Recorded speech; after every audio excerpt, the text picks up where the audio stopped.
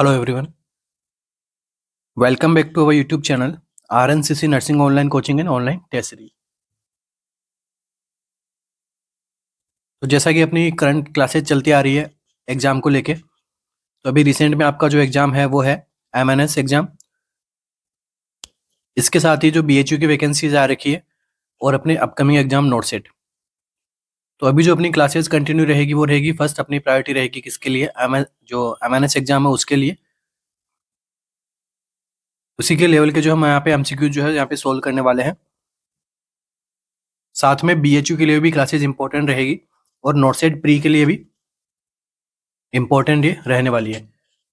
तो till exam ये classes जो कंटिन्यू रहेगी अपने यूट्यूब सेशन, यहाँ पे अपन यहाँ पे क्या करेंगे, एमसीक्यू सेशन डेली अपन यहाँ पे सोल्व करेंगे कुछ सिलेक्टेड एमसीक्यूज जो प्रीवियस ईयर एग्जाम में पूछे जा चुके हैं उनको।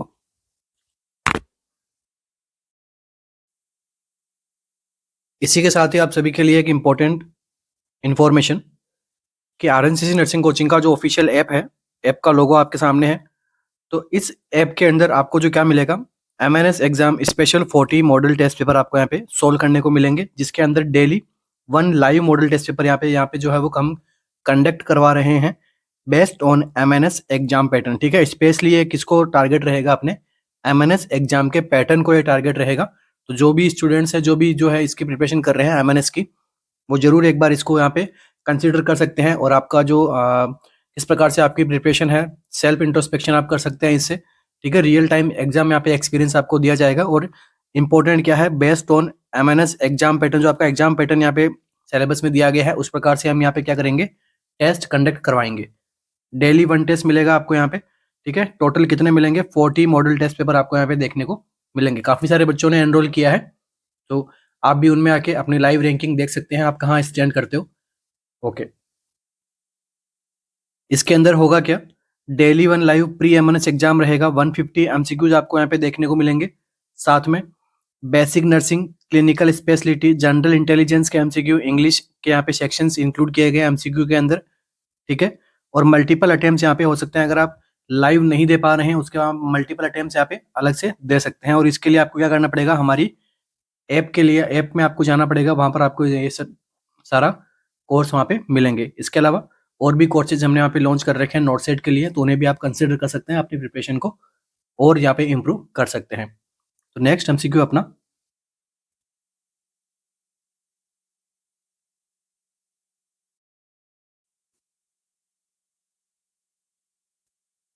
Earliest sign of hydrocephalus nurse would observe in a 2 week old infant would be. 2 week का इन्फेंट है अपने पास में, और उसके अंदर हमें क्या डायग्नोज करना है या फिर हमें क्या देखना है, अर्लीस्ट साइन देखना है किसका, हाइड्रोसिफिलिस का। ठीक है, तो 2 वीक के ओल्ड इन्फेंट के अंदर हम अर्लीस्ट साइन ऑफ हाइड्रोसिफिलिस कौन सा हमें मिल सकता है वहां पे देखने को, sunken eyes, high pitched shrill cry, bulging anterior fontanelle, या फिर इंक्रीज हेड सर्कमफ्रेंस।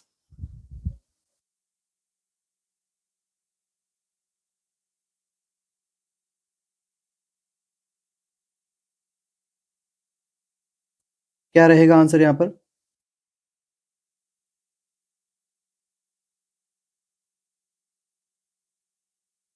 हाइड्रोसिफिलिस का अर्लीस्ट साइन आपसे पूछ लिया गया है।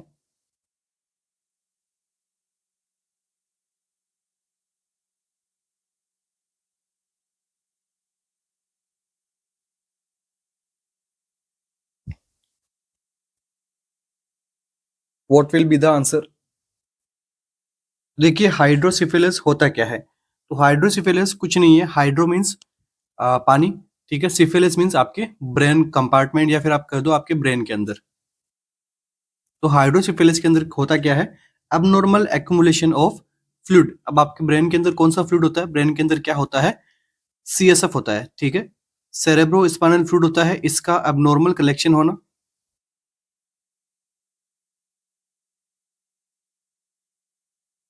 इसे ही हम क्या कहते हैं, हाइड्रोसिफिलिस। अब ब्रेन का अबनॉर्मल कलेक्शन कहां पर होगा, तो आंसर क्या रहेगा आपका, इंट्राक्रेनियल के अंदर स्पेस जो आपको मिलता है वहां पर क्या होगा, फ्लूइड कलेक्शन होता है, इस कंडीशन को हम क्या कहते हैं? हाइड्रोसिफिलिस। बच्चों के अंदर ये प्रॉब्लम होती है मोस्टली। ओके, तो अब जब आपके पास में 2 वीक का इन्फेंट है और वहाँ पर आप अर्लीस्ट साइन आप कैसे देखोगे? तो आपका आंसर क्या रहेगा? बल्जिंग एंटीरियर फॉन्टानेल, ठीक है? जो उसका एंटीरियर फॉन्टानेल है बच्चे का, वो यहाँ पर किस प्रकार का होगा? बल्ज होगा, ऊपर हमें उभरा हुआ दिखाई देगा, ठीक है? एंटीरियर फॉन्टानेल कैसा रहेगा? बल्जिंग रहेगा। शंकनाइज हाई पिच सील क्राई और इंक्रीज हेड सर्कम्फ्रेंस, ये भी होंगे, मगर हेड सर्कम्फ्रेंस बढ़ने से पहले क्या कि एंटीरियर फॉन्टानेल में जहाँ पर स्पेस होता है वो आपको बल्ज होता हुआ दिखाई देगा और इसे हम क्या कहते हैं? Earliest sign. पूछा जा चुका एमसीक्यू है, ध्यान में रखना, आ सकता है आपके एग्जाम के अंदर, बीएचयू के अंदर भी इंपॉर्टेंट है और नॉर्सेट के लिए भी ये काफी इंपॉर्टेंट है। ये टॉपिक हाइड्रोसिफिलिस इंपॉर्टेंट है। या फिर आपके ऑप्शन सी की जगह अगर ये नहीं मिलता तो यहाँ पर अपन क्या करेक्ट कर सकते थे? इसकी इसकी जगह पे क्या देखने को मिल सकता है? जो आपकी स्काल्प की जो वेन्स है वो यहाँ पर कैसी रहती? बल्ज रहती, ठीक है? जो वेन्स है वो भी यहाँ पे क्या रहती? बल्ज रहती, मोटी मोटी वेन्स अपने को यहाँ पे दिखाई देती। बाकी इसके बाद में और भी अपने साइन देखने को मिलते हैं, वो भी हम आगे one by one upon next MCQs के अंदर कवर करेंगे।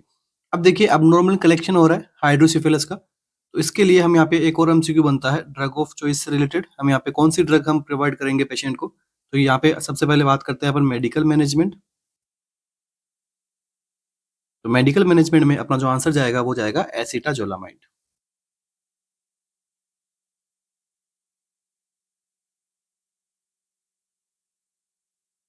ये क्या करेगी? इसका भी फंक्शन पूछते हैं, तो ये क्या करती है? ये करती है reduce CSF production. CSF production को ये क्या करती है? रिड्यूस करती है। नेक्स्ट देखिए, यहीं से एमसीक्यू बनता है एक और, कि जो अबनॉर्मल कलेक्शन हुआ है ये इसका रीजन क्या है? तो अबनॉर्मल कलेक्शन होने के 2 रीजन मेनली हमें देखने को मिलते हैं। एक रीजन क्या होता है? कम्युनिकेटिंग हाइड्रोसिफिलिस।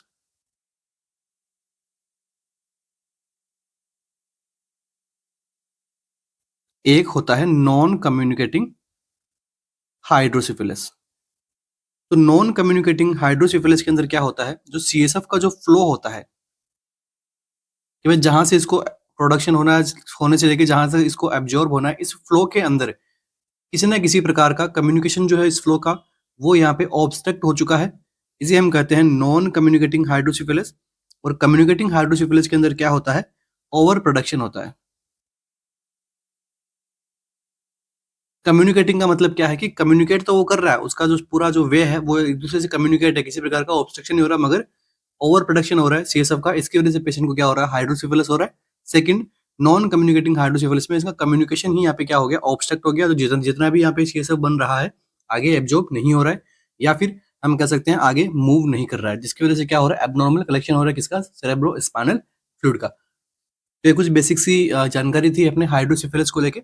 आगे अपन खूब सारे एमसीक्यू देखेंगे इसके। चलिए, एक और मैं एमसीक्यू बता देता हूँ आपको यहीं पे। मेडिकल मैनेजमेंट हो गया। नेक्स्ट हम बात करते हैं सर्जिकल मैनेजमेंट।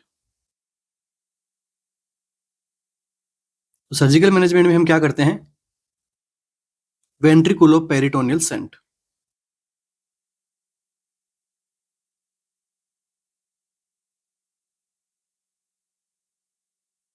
एक शंट डाला जाता है ब्रेन के वेंट्रिकल से लेके पेरिटोनियम कैविटी तक, इसे हम बोलते हैं वेंट्रिकुलो पेरिटोनियल शंट। मोस्ट कॉमनली इसी कोई काम में लेते हैं। इसके अलावा और भी शंट होते हैं, जैसे वेंट्रिकुलो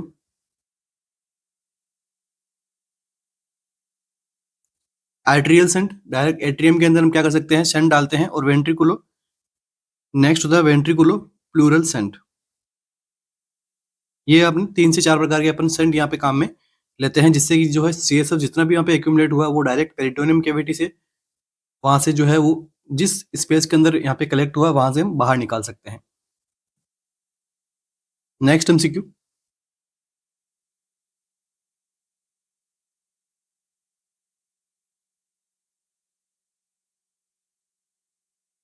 cracked port sound elicited will skull percussion indicative of increased intracranial tension is known as।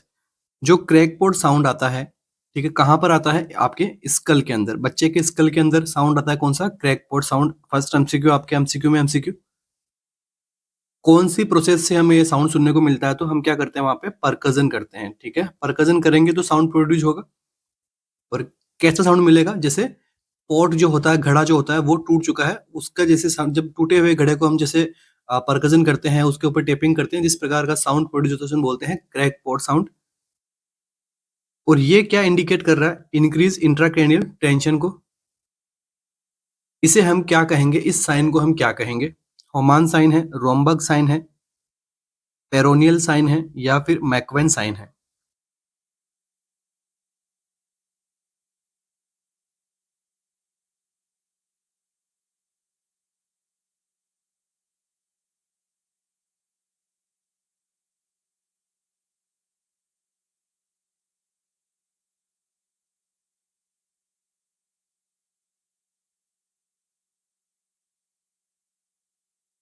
यहाँ पर अपना आंसर क्या रहेगा?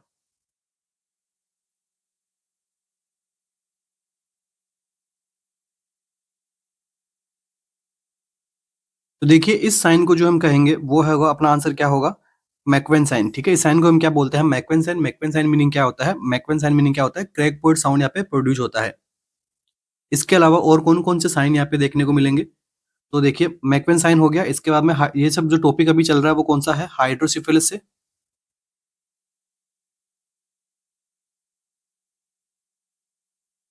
मैकवेन साइन हमें देखने को मिल गया, इसके बाद में एक और साइन देखने को मिलता है जहाँ से इंपॉर्टेंट एमसीक्यू बनता है, इसे हम क्या बोलते हैं? सन सेटिंग आइज़। जो आइज़ होती है पेशेंट की, वो कैसी रहती है? सन सेटिंग आइज़ रहती है। इसके अलावा और कौन-सा साइन देखने को मिलेगा? Impaired vision.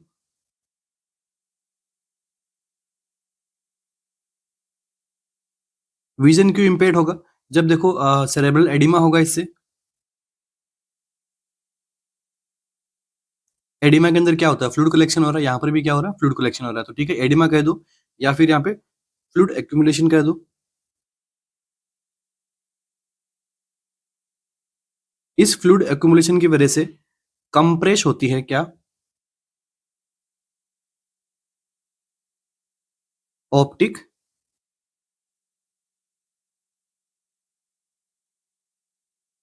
काइज़्मा, ठीक है? इस ऑप्टिक काइज़्मा की कंप्रेशन की वजह से पेशेंट का जो है वो विज़न कैसा रहता है? वो रहता है ब्लड विज़न, यहाँ पे रहना शुरू हो जाता है। इसे अपन कह सकते हैं पेपिल एडिमा, ठीक है? पेपिल एडिमा की वजह से ब्लड विज़न यहाँ पे आपको देखने को मिलता है। और साथ में पेशेंट को क्या आ सकता है? टाइमली ट्रीट इसको नहीं किया गया तो क्या देखने को मिल सकता है पेशेंट में? सीज़र भी देखने को मिल सकते हैं। और ये सारी-सारी जो है कंडीशन, साइन जो मैं आपको बता रहा हूँ, ये किसके लिए साइन बता रहा हूँ मैं? 0 टू 2 इयर्स के बच्चों के लिए स्पेशली। बाकी सन सेटिंग जो आइज़ है वो आपको चिल्ड्रंस में भी देखने को मिल सकता है, ठीक है? और जैसे यहाँ पर इम्पेयर्ड विज़न हो गया, चिल्ड्रंस में होगा तो वहाँ पर आपको क्या देखने को मिलेगा? स्टारबिज़्म। कन्वल्जन्स चिल्ड्रंस में भी आ सकते हैं, और पुअर कोऑर्डिनेशन हो सकता है, पुअर ब्लैडर कंट्रोल हो सकता है, सारे बच्चों के अंदर देखने को मिल सकते हैं, ठीक है? तो ये ओवरऑल साइन सिम्पटम्स है जो यहीं से आपके एमसीक्यूज़ बनते हैं। नेक्स्ट देखिए, रोमबर्ग साइन। रोमबर्ग साइन में हम क्या करते हैं? रोमबर्ग साइन में हम टेस्ट करते हैं किसको? बॉडी के बैलेंस एंड कोऑर्डिनेशन को।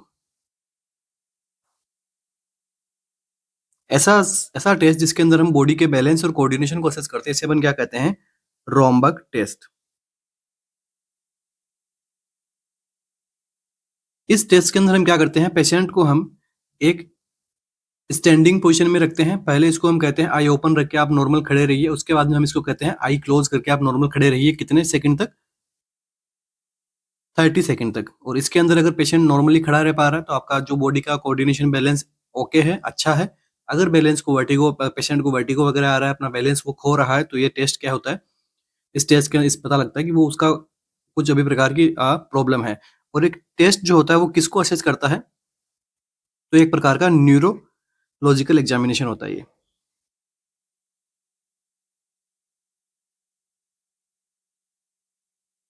देख लीजिए, इतने सारे जो हम एमसीक्यूज़ यहाँ पे देख रहे हैं, ठीक है? रेशनल्स के अंदर मैं आपको सब कुछ पढ़ा रहा हूँ यहाँ पे। तो ये जो है आपके लिए नोट सेट के लिए भी काफ़ी इंपॉर्टेंट रहने वाला है। तो आप इस जो सेशंस हैं इनको आप बिल्कुल लाइटली नहीं ले सकते। आप इनको डेली आपको इन्हें देखना होगा ताकि आपका रिवीजन होगा, साथ-साथ में इंपॉर्टेंट एमसीक्यूज़ भी हम यहाँ पे सोल्व करेंगे। यहाँ पे साइन डायरेक्टली पूछे जा चुके हैं एग्जाम के अंदर आपको। नेक्स्ट देखिए, साइन हम बात करते हैं होमान साइन। तो जो होमान साइन होता है,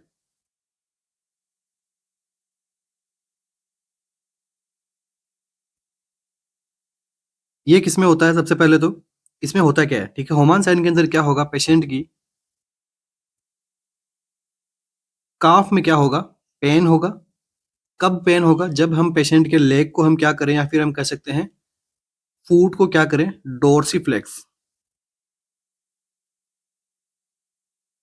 पेशेंट के फूट को डोर्सीफ्लेक्शन करने पे पेशेंट को क्या होगा, पेन होता है। इस साइन को हम क्या कहते हैं, होमान साइन। और यहीं से एक और एमसीक्यू बनता है कि होमान साइन किसका क्लिनिकल साइन होता है?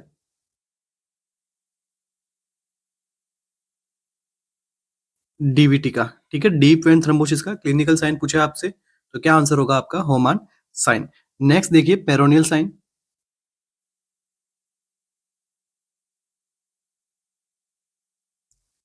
तो पेरोनियल साइन में क्या देखते हैं आप, पेरोनियल नर्व इंजरी।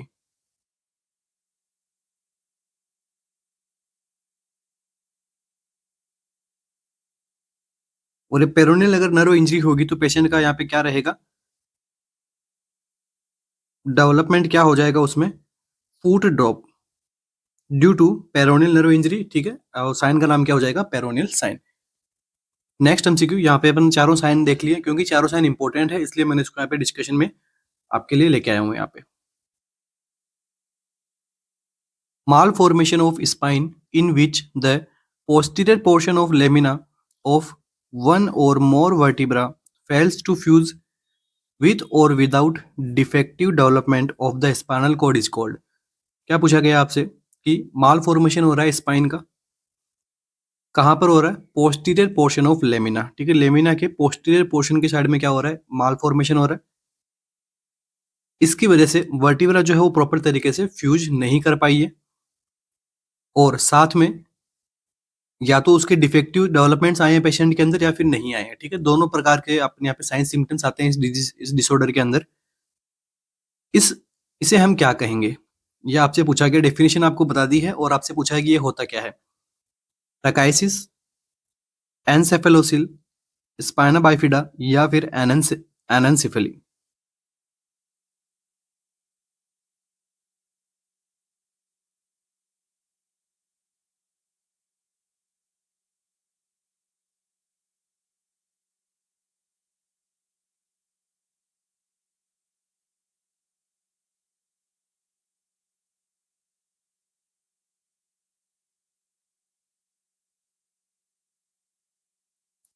क्या रहेगा अपना यहाँ पे आंसर?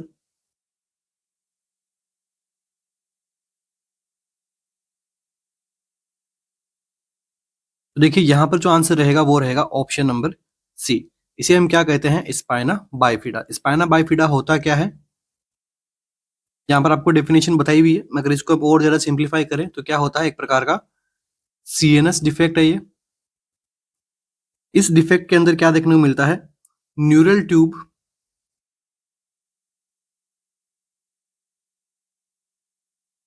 फेल्स टू क्लोज, ठीक है? Neural tube fails to close, proper तरीके से न्यूरल ट्यूब का जो डेवलपमेंट नहीं होता है, इसकी वजह से न्यूरल ट्यूब जो है वो क्लोज नहीं हो पाती है। कौन से टाइम पीरियड के अंदर, तो पूछे तो ड्यूरिंग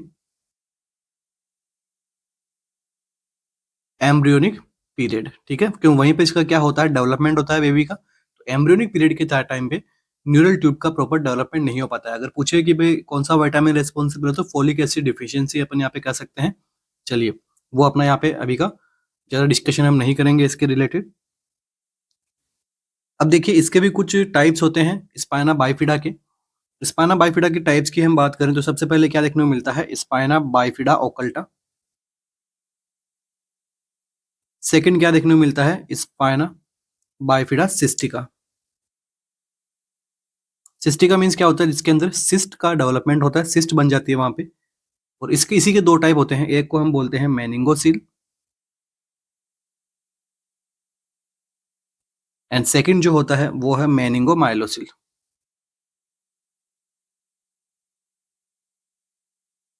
ये किसके टाइप है? स्पाइना बाइफिडा सिस्टिका के ये टाइप होते हैं। नेक्स्ट देखिए, ओकल्टा से जो एमसीक्यू बनता है कि टफ ऑफ हेयर्स कहाँ पे आपको देखने को मिलता है? तो ये देखने को मिलता है ओकल्टा के अंदर, क्योंकि यहाँ पर किसी प्रकार का प्रोट्रूजन नहीं बनता है, सिस्ट नहीं बनती है। यहाँ पर क्या होता है, स्लाइटली हमें गड्ढा देखने को मिलता है और यहाँ से क्या डेवलप होते हैं, हेयर्स का डेवलपमेंट होता है। इसे हम बोलते हैं स्पाइना बाइफिडा ओकल्टा के अंदर। नेक्स्ट हम बात करते हैं मेनिंगोसील। तो मेनिंगोसील के अंदर क्या देखने को मिलता है, एक सेक देखने को मिलती है। और इस सेक के अंदर क्या होता है, सीएसएफ होता है। किसी भी प्रकार का यहाँ पे नर्व का इन्वॉल्वमेंट यहाँ पर नहीं देखने को मिलता है हमें। और इसी का नेक्स्ट एमसीक्यू बनेगा, तो सबसे मोस्ट कॉमन लोकेशन इसकी कहाँ होती है? इसका आंसर क्या रहेगा? लंबोसेक्रल।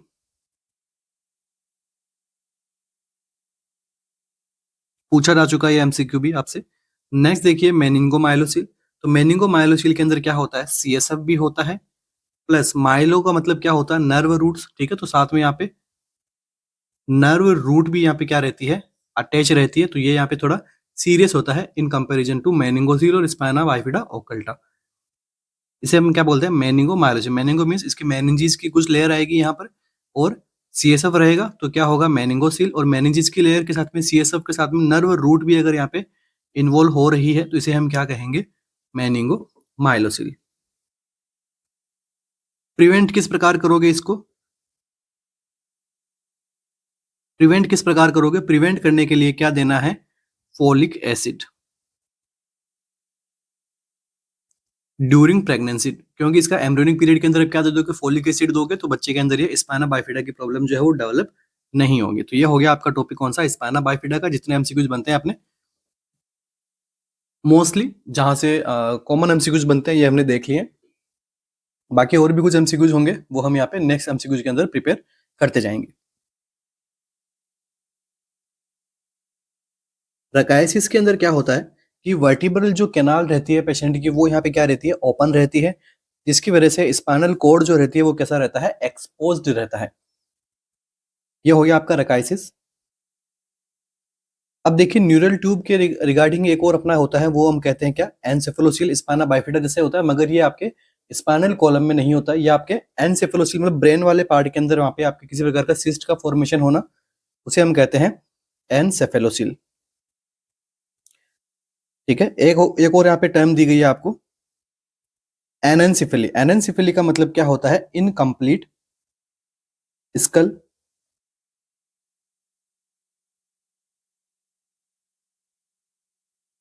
प्लस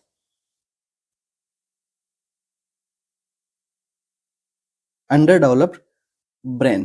ठीक है, तो ये अपने यहाँ पे ऑप्शन से रिलेटेड हमने जानकारी ले ली यहाँ पे, ताकि आपको आपके कंप्लीट आपको पता होना चाहिए कि भाई बाकी के ऑप्शंस का मीनिंग क्या है। तो यहाँ तक किसी को डाउट नहीं होना चाहिए। अब देखिए किसी को यहाँ पे कंप्लेंट होगी मेरी हैंडराइटिंग से रिलेटेड, तो प्लीज आप वो कंप्लेंट ना कीजिए, क्योंकि कम टाइम पीरियड के अंदर अगर आपको ज्यादा गेन करना है या फिर आपको ज्यादा समझना है, तो उसके लिए आपको थोड़ा कॉम्प्रोमाइज आपको करना पड़ेगा। क्योंकि क्या होता है कि ब्रेन के अंदर, मेरे ब्रेन के अंदर खूब सारे एमसीक्यू चलते रहते हैं, तो मैं चाहता हूँ कि आपको मैक्सिमम से मैक्सिमम आपको यहाँ पे समझाया जाए।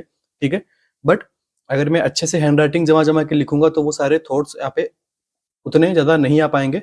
एक फ्लो, एक आप जानते हो ना, एक पढ़ते हैं तो एक फ्लो बन जाता है अपना, टॉपिक से टॉपिक यहाँ पे इंटरलिंक होते रहते हैं। जैसा कि मैंने आपको यहाँ पे खूब सारे एमसीक्यू इस एक स्लाइड के अंदर मैंने आपको बताए हैं। तो प्लीज आप कमेंट्स यहाँ पे हैंडराइटिंग से रिलेटेड कमेंट ना कीजिए। बाकी अगर आपको क्लास कैसी लगी उसके रिगार्डिंग आप हमें जो है वो बता सकते हैं, कोई डाउट्स वगैरह हो उसके रिगार्डिंग आप हमें बता सकते हैं। नेक्स्ट एमसीक्यू अपना, ए 2-year-old boy returns to the pediatric unit following insertion of ventriculoperitoneal shunt। एक 2-year-old बॉय है जो पीडियाट्रिक यूनिट में लाया गया है, उसको क्या किया था, उसके वेंट्रिकुलो पेरिटोनियल शंट, मतलब शॉर्ट के अंदर मैं लिखूं तो मैं लिख सकता हूँ वीपी शंट उसको लगाया गया है, इंसर्ट किया गया है। वीपी शंट किसके लिए होता है, तो हाइड्रोसिफिलिस के लिए। मैंने अभी अपन डिस्कस किया था हमने सर्जिकल मैनेजमेंट हाइड्रोसिफिलिस का। The nurse should plan for the child to be placed in what position in the early post operative period. देखिए ये जो एमसीक्यूज हैं आपके, काफ़ी इंपॉर्टेंट रहने वाले हैं आपके अपकमिंग एग्जाम्स के लिए। और आप जब इस ऐसे एमसीक्यूज को सोल्व करो तो आपको यहाँ पे कुछ वर्ड्स को कैच करना होता है, जैसे अर्ली, एक्सपेक्ट, एक्सेप्ट, ठीक है, इस प्रकार से। क्योंकि कई बार क्या होता है कि हम थोड़ा हमें लगता है क्वेश्चन ईजी है, हम इसको फास्ट के अंदर फास्ट फॉरवर्ड कर लेते हैं, ब्रेन जो है वो इन वर्ड्स को कैच नहीं कर पाता, इसलिए आपको आसानी से एकदम धीरे धीरे आपको एमसीक्यूज पढ़ना है, फिर आपको ऑपरेशनल्स जानने हैं इसके, ठीक है। तो पोस्ट ऑपरेटिव पीरियड के अंदर, वो भी अर्ली पोस्ट ऑपरेटिव पीरियड के अंदर, आप जो है क्या पोजीशन दोगे अगर एक क्लाइंट के वीपी सेंट लगाया गया है तो? Semi Fowler on the operative side, semi Fowler on the unoperative side, flat on the operative side, या फिर फ्लैट ऑन अनऑपरेटिव साइड? कौन सी पोजीशन यहाँ पे बेस्ट रहेगी?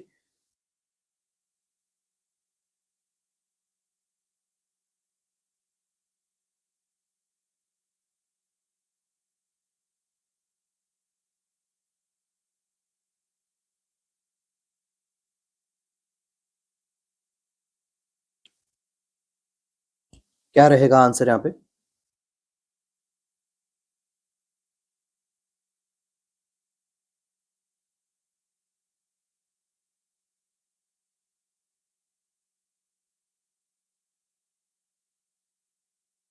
तो देखिए, जब कभी वेंट्रिकुलो पेरिटोनियल शंट लगाते हैं, इसका मीनिंग क्या होता है कि ये शंट क्या करता है,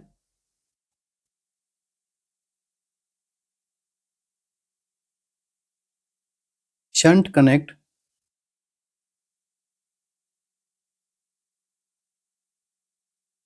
ब्रेन वेंट्रिकल्स टू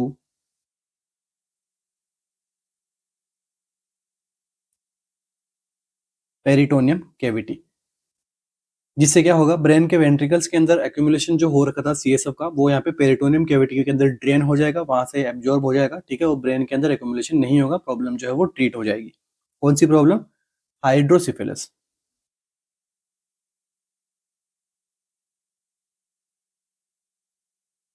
अब जब आपने शंट डाल दिया है पोस्ट ऑपरेटिव के अंदर, आपको उसको पोजीशन देनी है, तो आपका आंसर क्या रहेगा? सबसे पहली बात देखिए कि जब कभी भी हम हाइड्रोसिफिलिस के अंदर शंट डालते हैं, सीएसएफ का यहाँ पे क्या होता है, ड्रेनेज होता है।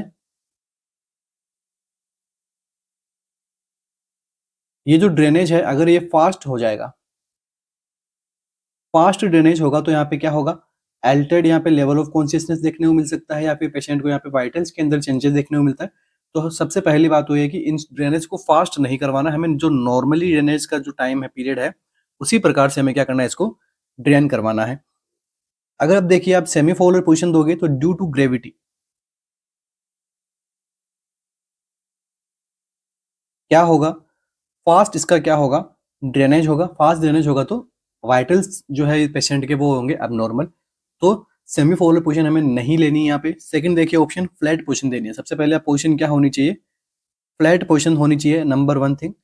सुपाइन हो सकती है यहाँ पे, बिल्कुल सुपाइन, यहाँ पे supine flat position and unoperative side. तो आंसर क्या रहेगा आपके इस एमसीक्यू के अंदर, फ्लैट ऑन अनऑपरेटिव साइड। अगर ऑपरेटिव साइड के अंदर हम देंगे, उससे क्या होगा, इसके ऊपर प्रेशर पड़ेगा, और जो ड्रेनेज जो पीरियड है वो यहाँ पे क्या होगा, थोड़ा डिक्रीज होगा, ठीक है। तो फ्लैट ऑन अनऑपरेटिव साइड देंगे, जिससे कि एक तो फास्ट इसका जो है वो ग्रेविटी के साथ में जो फास्ट इसका ड्रेनेज नहीं होगा, जिससे प्रॉब्लम आगे और ज़्यादा नहीं बढ़ेगी। सेकंड पोजीशन देनी कौन सी है, तो फ्लैट देंगे पोजीशन इसके अंदर, और अनऑपरेटिव साइड देंगे, ठीक है। तो ये कुछ अपना इंपॉर्टेंट है पोजिशनिंग नर्सिंग केयर से रिलेटेड, जो आपको एमसीक्यू पूछा जा चुका है। इसके बाद में तो आपको ऑपरेटिव साइड में कब देनी है, वो कितने टाइम तक देनी है, तो फ्लैट आपको देनी है 2 to 3 आवर्स के लिए। उसके बाद में आपको 20 मिनट्स के लिए आपको जो है वो ऑपरेटिव साइड में देनी है, ठीक है। तो ये आपका जो है वो हाइड्रोसिफिलिस के अंदर इस प्रकार से आपको मैनेज करना होता है। नेक्स्ट एमसीक्यू,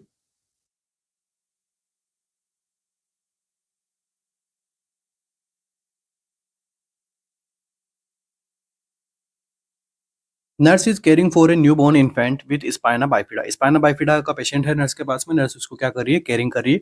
स्पाइना बाइफिडा का भी टाइप कौन सा है, तो मेनिंगो माइलोसिल। तो मेनिंगो माइलोसिल मैंने आपको बताया था, जिसके अंदर क्या होती है, सिस्ट होती है, प्लस साथ में क्या रहते हैं, नर्व रूट भी उसके अंदर क्या रहते हैं, इन्वॉल्व रहते हैं। Who is scheduled for surgical closure of the sac. जिसका क्या होना है, सर्जिकल, उसको हमें क्या करना है, ट्रीट करना है उसको, और उसको क्या करना है, क्लोज करना है सेक को। In the pre-operative period, the priority nursing action would be monitored. अब देखिए आपके पास में भी वो क्या है, प्री ऑपरेटिव। जब कभी भी ऑपरेशन होता है, ऑपरेशन थिएटर में लाने से पहले उसको कहाँ रखा जाता है, प्री ऑप एरिया के अंदर। ऑपरेशन होने के बाद में कहाँ रखते हैं उसको, पोस्ट ऑप एरियाज के अंदर। ये जो ओटी के अंदर, ये इस प्रकार से अपना परफॉर्मा रहता है पेशेंट को रखने का, ले जाने का, ठीक है, शिफ्ट करने का, ठीक है। तो प्री ऑप एरिया के अंदर अभी आपके पास में पेशेंट है, तो आप जो है अभी यहाँ पे प्रायोरिटी नर्सिंग एक्शन क्या लोगे मॉनिटर करने के लिए? उसका ब्लड प्रेशर असेस करोगे, moisture of normal saline dressing covering the shake, जो कवरिंग कर रखी है आपने सेक को, क्योंकि इसके अंदर क्या बनता है, स्पाइना बाइफिडा में क्या बनता है, सेक बनता है। सेक को आपको क्या करना है, मॉइस्चर रखने के लिए नॉर्मल सेलाइन की ड्रेसिंग को आपको असेस करना है, क्योंकि पूछा क्या गया था आपसे, मॉनिटर। स्पेसिफिक ग्रेविटी देखनी है आपको यूरिन की, या फिर एंटीरियर फोंटानेल फॉर डिप्रेशन, अगर डिप्रेशन हो रहा है एंटीरियर फोंटानेल का, वो आपको यहाँ पे असेस करना है। The priority nursing action would be monitored है, तो कौन सा प्रायोरिटी नर्सिंग एक्शन जो है आप मॉनिटर करोगे यहाँ पे?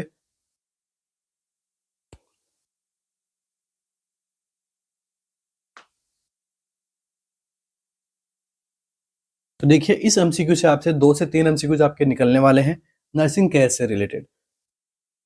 तो देखिए फर्स्ट एमसीक्यू का आंसर आपका ये निकलेगा।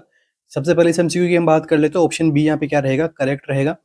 हमें क्या करना होता है, नॉर्मल सेलाइन की ड्रेसिंग करनी होती है कवर करने के लिए। तो यहाँ से एक एमसीक्यू और आपका प्रिपेयर हो गया कि स्पाइना बाइफिडा के अंदर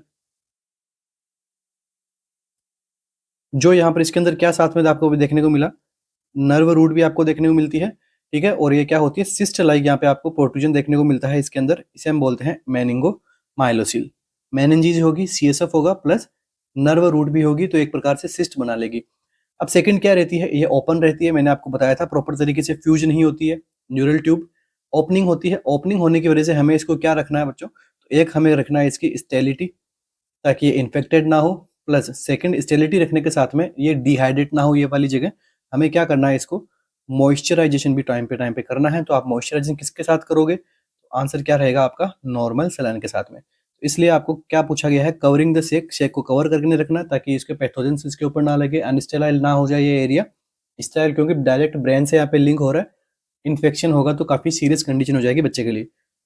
सेकंड थिंग, नॉर्मल सेलाइन से करेंगे, और करने के बाद में हमें क्या करना है, टाइमली इसका मॉइस्चराइजेशन देखना है।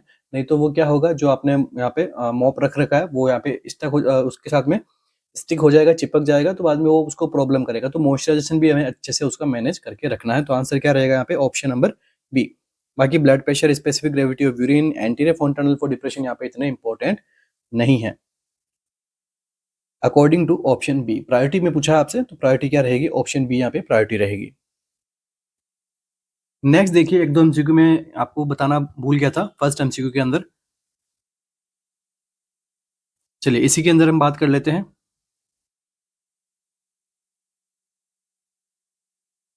हाइड्रोसिफिलिस के अंदर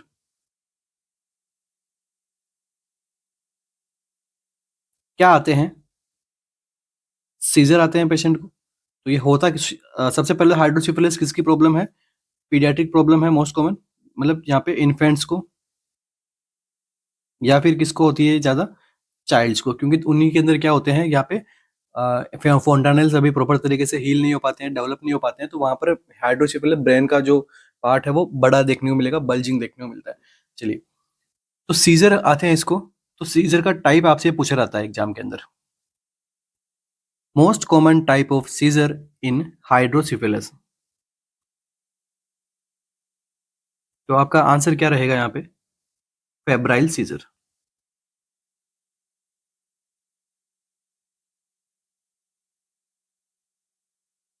सेकंड आंसर रहेगा आपका यहाँ पे, सीजर आता क्यों है, तो ड्यू टू हाइपोक्सिया।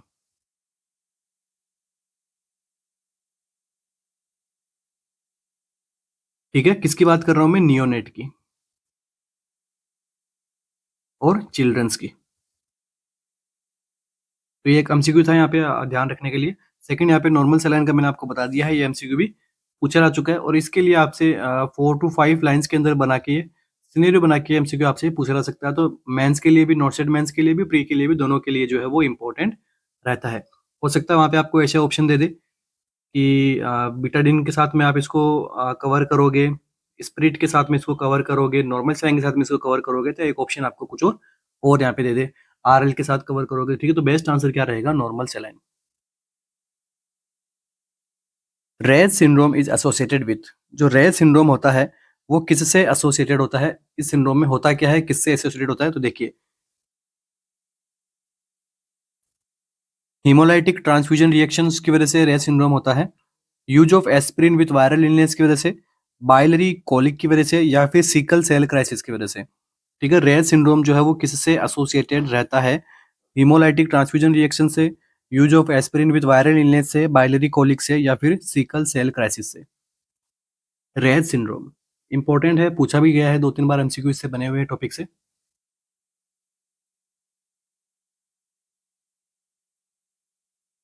क्या रहेगा आंसर, यहाँ पे रेज सिंड्रोम के बारे में आपसे पूछा गया है।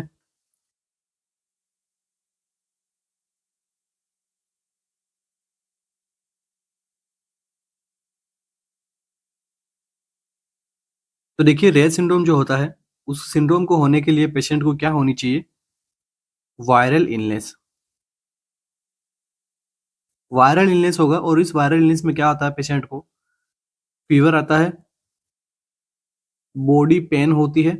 इस कंडीशन के अंदर रिलेटिव्स होते हैं, या फिर जो मदर है या फादर है, क्या क्या दे देते हैं उसको, एस्पिरिन।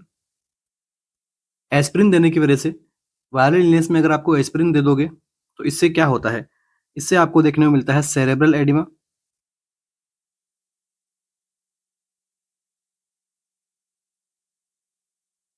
फैटी लीवर, और ये जो कंडीशन है, इस कंडीशन को हम क्या कहते हैं, raise syndrome.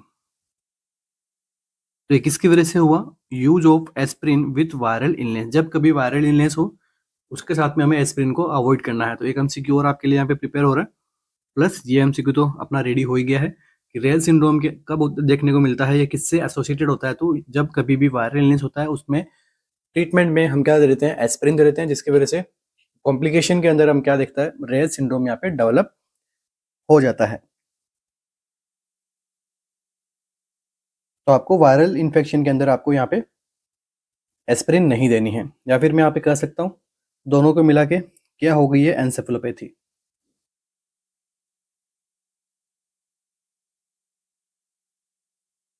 Next MCQ, hypertonicity and seizuring leg movements are expected clinical finding in. ठीक है, हाइपरटोनिसिटी देखने को मिलती है, टोन जो है वो बॉडी की टोन है वो हाइपर देखने को मिल रही है, प्लस सीजरिंग गेट। ठीक है, जो उसके लेग के मूवमेंट है वो यहाँ पे कैसे देखने को मिलते हैं, सीजरिंग पोजिशन। ठीक है, जिस प्रकार से सीजर रहती है उस प्रकार के यहाँ पे लेग मूवमेंट देखने को मिलते हैं, और ये जो है किसकी एक्सपेक्टेड क्लिनिकल फाइंडिंग है, ऑटिज्म की, सेरेब्रल पाल्सी की, मेंटल रिटार्डेशन, या फिर स्किजोफ्रेनिया। कौन सी कंडीशन में जो है वो बॉडी हाइपरटोनिसिटी देखने को मिलती है, सीजरिंग लेग मूवमेंट देखने को मिलते हैं, और ये किसकी एक्सपेक्टेड फाइंडिंग होती है।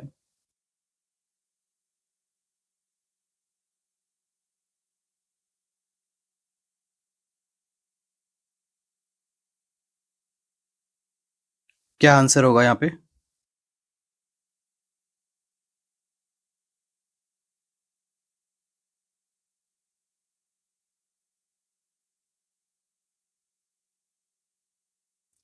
तो देखिए ये जो कंडीशन आपको यहाँ पे शो की गई है, ये आंसर क्या रहेगा इसकी, सेरेब्रल पाल्सी। ठीक है, सेरेब्रल पाल्सी इसको हम कहते हैं। होता क्या है सेरेब्रल पाल्सी के अंदर, तो देखिए group of non progressive, non curable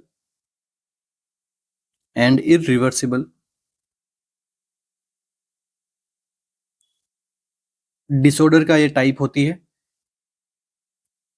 इसके अंदर बॉडी के जो मूवमेंट होते हैं वो कैसे होंगे,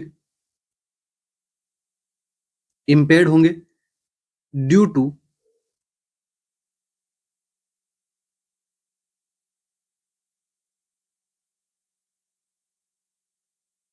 defect in pyramidal and extra pyramidal motor system. ठीक है, मोटार मूवमेंट यहाँ पे क्या होते हैं, मेनली अफेक्ट होते हैं ड्यू टू पैरामेडल और एक्स्ट्रा पैरामेडल सिस्टम जो होते हैं ब्रेन के अंदर, उनमें किसी प्रकार का डिफेक्ट आएगा तो पेशेंट में क्या देखने को मिलेगा, सेरेब्रल पाल्सी। बहुत टाइप की होती है स्पास्टिक सेरेब्रल पाल्सी। ठीक है, इसके एग्जांपल्स के अंदर हम बात करते हैं तो वहां पर जो है वो देखने को मिलती है। डिस्काइनेटिक सेरेब्रल पाल्सी इसके एग्जांपल्स होते हैं। तो इसके अंदर जो है वो सीजरिंग लेग मूवमेंट आपको देखने को मिलता है, या फिर सीजरिंग लेग कौन सी पोजीशन में देखने, कौन सी डिसऑर्डर में देखने को मिलता है, तो सेरेब्रल पाल्सी में। और साथ में होता क्या है पेशेंट की बॉडी में, हाइपरटोनिसिटी होती है।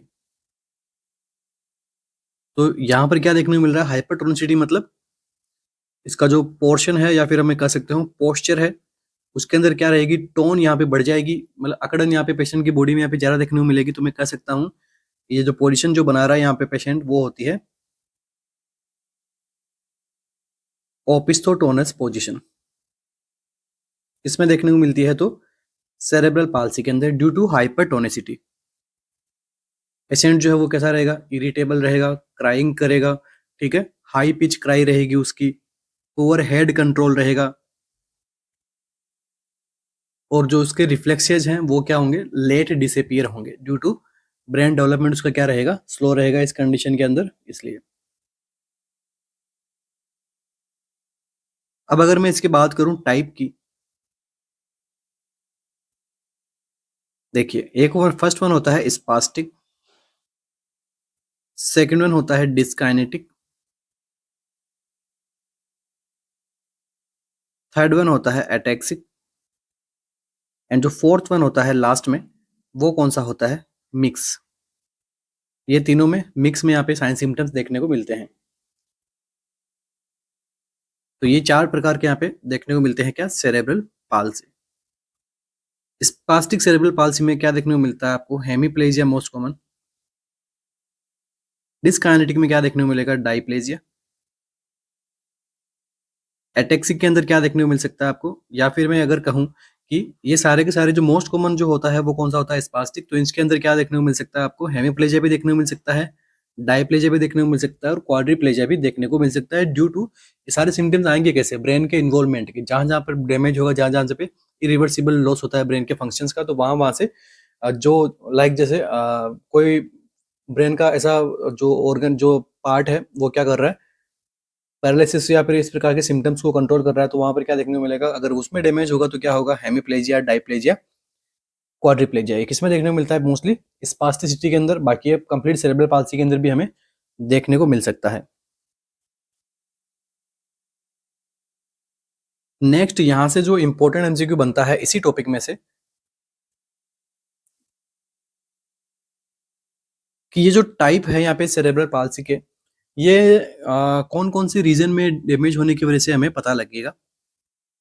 सबसे पहला मोस्ट कॉमन जो होता है वो कौन सा होता है, स्पास्टिसिटी। तो आपको स्पास्टिसिटी कब देखने को मिलती है, जब सेरेब्रल कॉर्टेक्स के अंदर यहाँ पे क्या हो, प्रॉब्लम हो।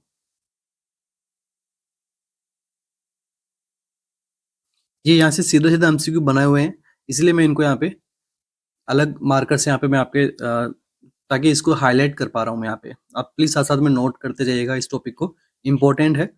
सेकंड देखिए, जो डिस्काइनेटिक सेरेब्रल पाल्सी का टाइप है, यहाँ पर डैमेज कहाँ पे होगा, तो ये इस प्रकार के सिम्टम्स आएंगे इसके अंदर, तो बेसल गैंग्लिया।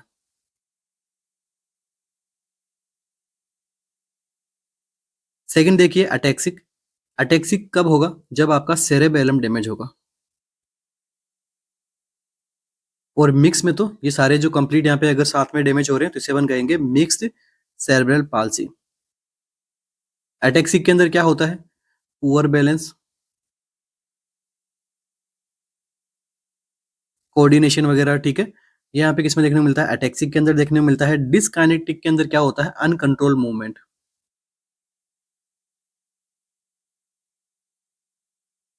और आपका अनकंट्रोल मूवमेंट होता है, ये डैमेज किसके अंदर होगा, बेसल गैंग्लिया के अंदर, तो क्या होंगे, अनकंट्रोल मूवमेंट आएंगे यहाँ पे। और स्पास्टिसिटी के अंदर क्या आएगा, muscle stiffness.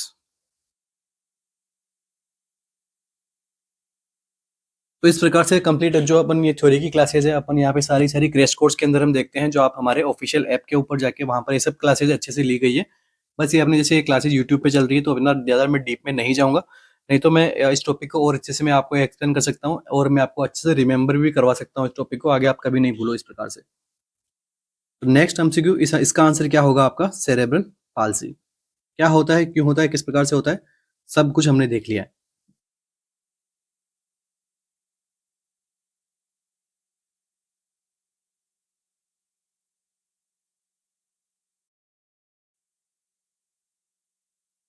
A 2-year-old child has a congenital cardiac malformation that cause right to left sending of blood through the heart। क्या बताया गया है? ये क्या है आपका? हार्ट है, ठीक है। ये आपका क्या है? राइट साइड है। ये आपका क्या है? लेफ्ट साइड है। और इसके अंदर क्या हो रहा है? शंटिंग हो रही है from right side to left side. What clinical finding the nurse should expect. देखो यहाँ पे एक्सेप्ट होता तो अलग ऑप्शन रहता है अपना, और एक्सपेक्ट है। एक्सपेक्ट का मतलब क्या हो रहा है कि मैं आप सभी से एक्सपेक्ट कर रहा हूं कि आप जो है इस वीडियो को लाइक करोगे। कोई न्यू बच्चा यहाँ पे आया है तो वो इसको चैनल को सब्सक्राइब करेगा, ऑल बटन पे क्लिक करेगा। और यहाँ पर आपको अच्छा लग रहा है वीडियो तो आप कमेंट्स कर सकते हो, मुझे फीडबैक दे सकते हो कि सर आपको पढ़ाने का थोड़ा तरीका आपको चेंज करना होगा, या फिर आपका पढ़ाने का तरीका बेस्ट है, हमें अच्छे से समझ में आ रहा है। एटलीस्ट मुझे थोड़ा फीडबैक चाहिए होता है, क्योंकि एज ए हमारा यहाँ पे फिजिकल इंटरेक्शन नहीं हो पा रहा है, हमारे यहाँ पे वर्चुअल इंटरेक्शन हो रहा है, वो भी केवल और केवल कम्युनिकेशन से, वो भी वर्बली कम्युनिकेशन से। ठीक है, तो मैं चाहता हूँ आप मुझे थोड़ा फीडबैक देके आप मुझे बताएं कि अब मैं आपको किस प्रकार से समझा पा रहा हूँ, नहीं समझा पा रहा हूँ। ठीक है, तो वो हमारा क्या है, मैं इससे रिलेटेड मैं एक्सपेक्ट कर रहा हूँ कि आप मुझे बताओगे, तो वो होता है एक्सपेक्ट। ठीक है, और एक्सेप्ट का मतलब आप छोड़ रहे हो ये सब चीजें। ठीक है, कोई एक ऑप्शन आपको छोड़ना है जो इसके अंदर नहीं होता है, तो इस प्रकार से आपको एग्जाम में ये सब चीजों में फोकस करना है। चलिए, एकदम सिंप्लीफाई करते हुए हमने हमारा जो सेशन लिया है अभी तक, और आगे भी कंटिन्यू क्लासेस चलती जाएगी, तो आपको डेली वीडियोस मिलेंगे अब तक। जो सबसे पहला क्लासेस का क्या मोटो रहेगा, जो नियर बाय एग्जाम है उससे रिलेटेड हम एमसीक्यूज लेके आ रहे हैं। ठीक है, और अल्टीमेटली गोल अपना क्या है? नॉटसेट। नॉटसेट के अंदर ये सभी प्रकार के टॉपिक इंक्लूड हो रहे हैं, प्री है, मेंस है। ठीक है, इसके लिए तो देखिए ऑप्शंस देखिए, proteinuria, peripheral oedema, elevated haematocrit, या फिर absence of pedal pulse. Congenital cardiac malformation है। मालफॉर्मेशन में हो क्या रहा है? Right to left shunting of blood हो रहा है, मतलब ब्लड जो है वो राइट साइड से लेफ्ट साइड ऑफ पार्ट में जा रहा है, या फिर राइट चैम्बर से लेफ्ट चैम्बर में जा रहा है, बीच के अंदर यहाँ पे मालफॉर्मेशन हो गया है। तो कौन सा क्लिनिकल फाइंडिंग नर्स यहाँ पे एक्सपेक्ट कर रही है?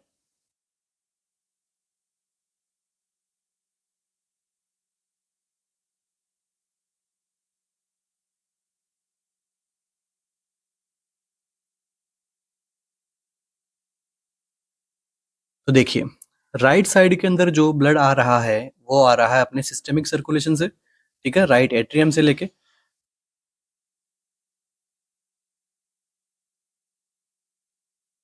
और ये जा रहा है आपके पल्मोनरी आर्टरी के अंदर, यहाँ से पल्मोनरी वेंस आ रही है, यहाँ से क्या निकल रहा है आपका? आउटा निकल रहा है। जो इसके अंदर क्या आ रहा है? पल्मोनरी सर्कुलेशन वाला ब्लड आ रहा है, मतलब ऑक्सीजनेटेड ब्लड आ रहा है लेफ्ट साइड के अंदर। राइट साइड के अंदर क्या आ रहा है? डी ऑक्सीजनेटेड ब्लड आ रहा है। अब आपसे पूछा गया है क्या कि राइट साइड से लेफ्ट साइड के अंदर ब्लड जा रहा है, मतलब DO2 जो ब्लड है वो मिक्स हो रहा है किसके अंदर? O2 वाले ब्लड के अंदर। तो आपकी बॉडी के अंदर अल्टीमेटली क्या हो रहा है? साइनोसिस हो रहा है, क्योंकि पहले से ब्लड के अंदर ऑक्सीजन कम है, और जितनी थोड़ी ऑक्सीजन आ रही थी हमें वो भी मिक्स हो रही है DO2 वाले में, तो ऑक्सीजन कम है, तो बॉडी में क्या होगा? अल्टीमेटली साइनोसिस डेवलप होगा। तो आंसर क्या रहेगा इसका? ये रहेगा एलिवेटेड हिमेटोक्रिट। तो जब बॉडी के अंदर साइनोसिस हो रहा है तो बॉडी की जो कंपनसेटरी मैकेनिज्म है, या फिर बॉडी क्या करेगी इसके लिए? कंपनसेशन करेगी। कंपनसेशन किस प्रकार करेगी? तो कंपनसेशन करेगी, उसको बॉडी को लगेगा कि यहाँ पर जो ब्लड आ रहा है वो यहाँ पे कंसंट्रेशन या तो इस ब्लड की जो है वो हाई है, हाई विस्कोसिटी वाला ब्लड है, साथ में जो है वो ऑक्सीजन भी ये क्या लेके आ रहा है? कम लेके आ रहा है। ऑक्सीजन कम लेके आ रहा है तो ये क्या करेगा? ब्रेन को यहाँ पे सिग्नल पहुंचाएगा, किडनी को सिग्नल पहुंचाएगा, बोन मैरो को सिग्नल पहुंचाएगा कि आप क्या कीजिए। ठीक है, आरबीसी का यहाँ पे आप क्या कीजिए? डेवलपमेंट कीजिए, मुझे और ज्यादा आरबीसी चाहिए, मुझे ऑक्सीजन कैरिंग करवाने के लिए, क्योंकि जितने आरबीसी है वो इफेक्टिव नहीं है। इस वजह से क्या होगा? बॉडी के अंदर क्या होगा? हिमेटोक्रिट का लेवल बढ़ेगा। ठीक है, क्योंकि साइनोसिस हो रहा था। तो क्या देखने को मिलेगा आपको? पॉलीसाइथेमिया।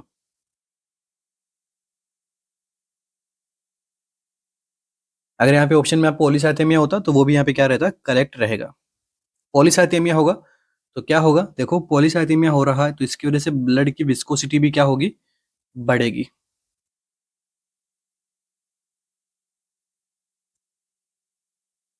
क्योंकि इसको हमें क्या करना है, साइनोसिस को कवर करना है, इसलिए हेमेटोक्रिट का लेवल भी यहाँ पे देखने को मिलेगा।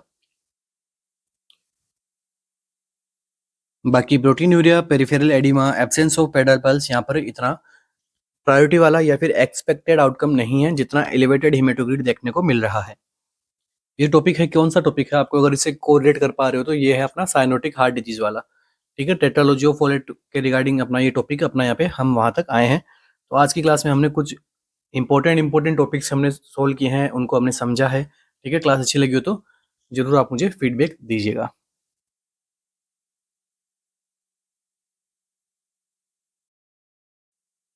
तो thank you so much guys, बने रहने के लिए। मिलते हैं अपने नेक्स्ट सेशन में, जिसमें अगेन हम प्रीवियस ईयर एमसीक्यू सोल्व करेंगे एमएनएस से रिलेटेड। ठीक है, और साथ में क्लासेज जो है वो बीएचयू नोट सेट के लिए भी इंपॉर्टेंट है। तो ऐसा नहीं है कि जो स्टूडेंट्स नोट सेट के लिए प्रिपरेशन कर रहा है उसके लिए क्लासेज इंपॉर्टेंट नहीं है, सबके लिए इंपॉर्टेंट है।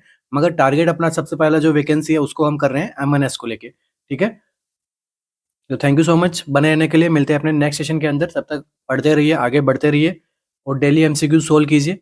Thank you so much.